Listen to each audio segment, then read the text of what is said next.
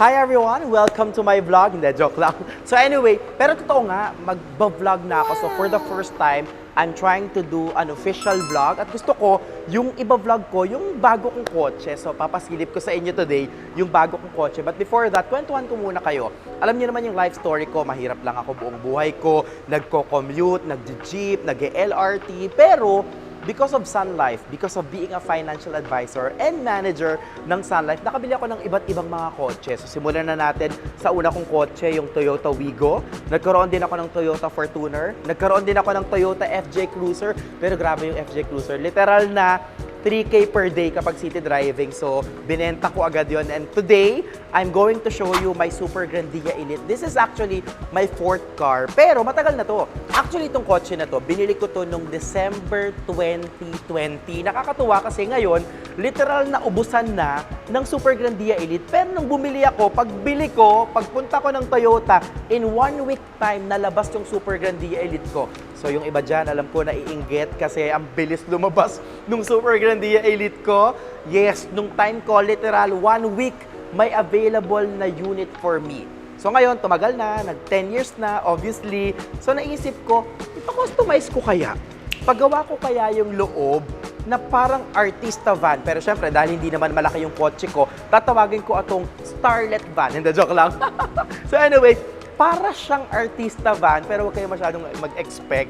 Para siyang, nagsisimulang artista van. Ayan. So, papasilip ko sa inyo, pina-customize ko po siya.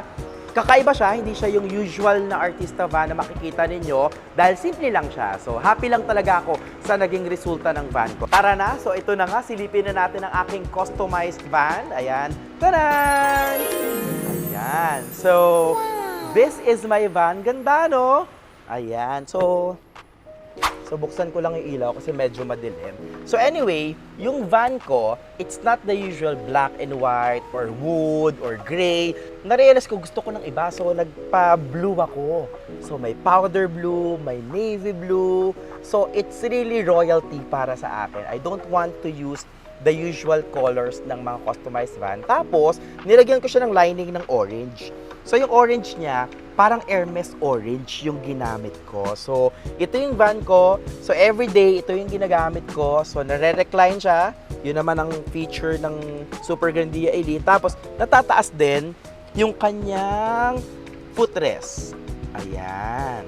So kapag ako nagbabiyahe, very comfortable. Naka-Indian seat ako minsan nakahiga ako. Almost 180 degrees yung pag-recline ko.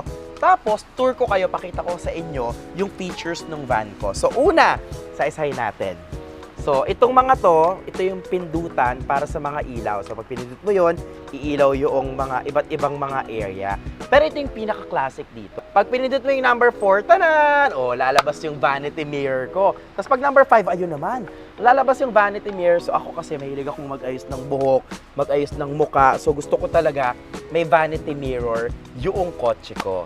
Ito naman, cooler to. So, lalagyan ko ng mga soft drinks. Malamig siya. Oh, lamig. Mag-yelo na siya. Pero wala pang laman for now. So, lalagyan ko dito yung mga beers, wine, water, juice, soda. So, yan. So, napakalamig na cooler para kung may refrigerator talaga sa kotse ko. So, ito naman ang aking coffee machine. So, ito po ay bigay ng aking mga kaibigan na si Atsi Chris, pati si Atsi Janet. Maraming salamat. Shout out to both of you. So, mahilig din ako magkape. So, ang maganda dito, kapag meron akong pasahero na mahilig magkape, pwede ko silang pagtimpla ng kape. Pero hindi ako magtitimpla, syempre. Yung coffee machine ko.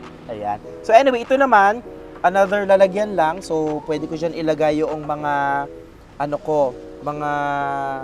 mga snacks, mga kung ano-anong mga items para at least meron akong storage area dito. And as you can see, may TV siya. So kapag ako bumabiyahe, mahilig kasi talaga ako manood ng TV habang nag-work. So habang nag-work ako dito, meron akong maliit na table, nanonood ako ng movie.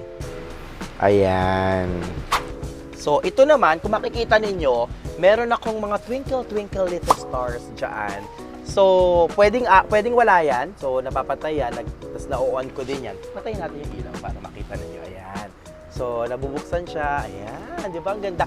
Tapos, meron siyang mga random starlight. Meron siyang mga parang wishing stars, parang mga comets na randomly mag-a-appear na lang siya. So pag nag-a-appear siya, mapapawish ka na lang kasi hindi ka pa target. Mapapawish ka na lang na sana po mag-sign up na yung client.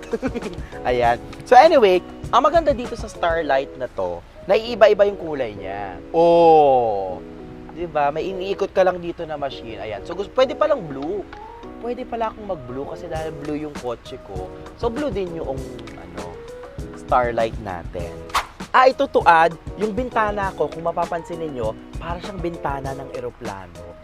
Bakit? Kasi mahilig akong sumakay sa business class. So para akong nasa business class ngayon, tapos ito yung eroplano, ito yung bintana ng eroplano. So ayan. So yan ang aking view. Hindi clouds, parking, kasi nasa parking area ako ngayon. So anyway, pagpasok mo, punta ka sa likod, yung likod, may TV rin. So, ibig sabihin, kapag nasa harapan ka, pwede kang manood ng TV. Pero dito sa likod, pwede ka rin manood ng sarili mong TV din. So, yung likod, ganun din. Meron din siyang mga bintana na parang bintana ng eroplano. Meron siyang mga lalagyan ng mugs dito. May mga saksakan. Nakakatuwa kasi literal na yung saksakan niya. Saksakan talaga ng mga high-powered na mga electrics. High-powered electrics? Mag-washing machine tayo dito sa loob. Tapos, itong higaan ko, baka mamaya kasi akala ninyo, upuan lang siya. Actually, kasya yung apat kasi maluwag talaga siya. And very comfortable talaga siya. Imagine mo pag nanonood ka ng TV. Tapos, nakaupo ka lang dito kasi para kang doon. Joke lang. So anyway, ito, nalalatag siya. So pwede siyang hilahin. Tapos magiging kama siya. Ayun. So anyway, hilahin ko siya. So yun na nga, nakalatag na siya. Actually, madali lang naman siya ilatag. Pero hindi ko na pinakita sa inyo yung paghila-hila. Pero ito, nagagawa siyang higaan. Kahit ako kasya dito. So ang mangyayari kapag long drive, for example, going to La Union or Pangasinan or Baguio or kung saan pa man, pwede akong humiga dito kasi ba't pa ako nakasuit? Kasyang-kasya ako dito. May unan lang ako dito, syempre. Tapos ayan.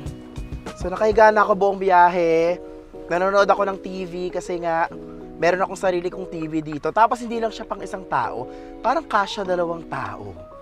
Try nga natin. Hindi, joke lang. So, literal, ayan.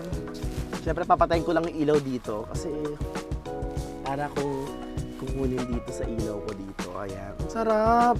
First time ko actually humiga dito kasi hindi pa naman ako naglo-long travel. Kasi nga, kakakuha ko lang din ng kotse, di ba? Baka nga naman. First time ko kasi kakakuha ko lang ng kotse. So, sobrang saya ko dito sa customized van ko. Sa totoo lang, sobrang excited ako makuha siya. Kaya ako mismo yung nag-pick up dun sa pinag-customizan ko. Tapos ngayon, nandito na nga siya finally. Ginagamit ko na siya. Nagamit ko na siya for a few days and sobrang happy ako. Ang saya ng meron kang sarili mong bahay inside your car. May TV ka, may cooler ka, may coffee machine ka, may vanity mirror ka. Tapos very comfortable.